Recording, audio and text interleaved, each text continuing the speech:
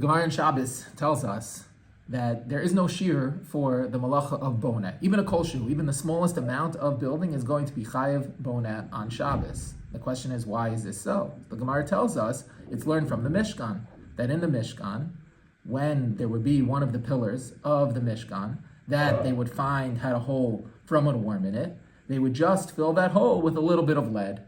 And since that's how they would close up the hole, that small amount of boneh is how we know that there is no shear for the amount of boneh. Even the smallest amount is going to be aser mishum boneh. The Sfas Emes asks, we find the Mishnah Midos tells us that there was something called the Lishkas HaEitzim, a place where they would keep the wood that would be thrown on the Mizbeach.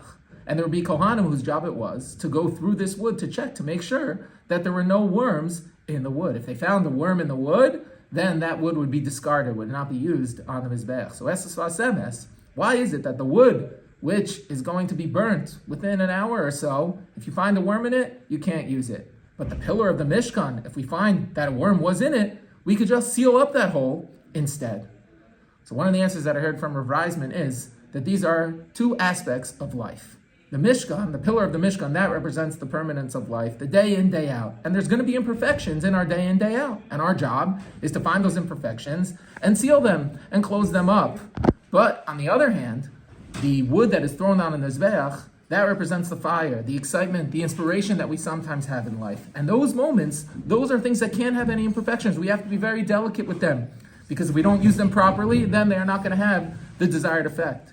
So therefore, says the Sfas Emes, that's why when it comes to the pillar, something like that, which is the permanence, we know there'll be imperfections, those we could seal up. On the other hand, the fire, the wood that's going to be used on the Mizbeach, so that thing, when you find a worm in it, you have to discard it because you have to be super careful with it. And so too in our lives, be aware these two aspects exist. Imperfections, they're going to happen. We need to try and seal them up. When we have those moments of inspiration, take care of them, use them properly. Good Shabbos, good Shabbos, good Shabbos.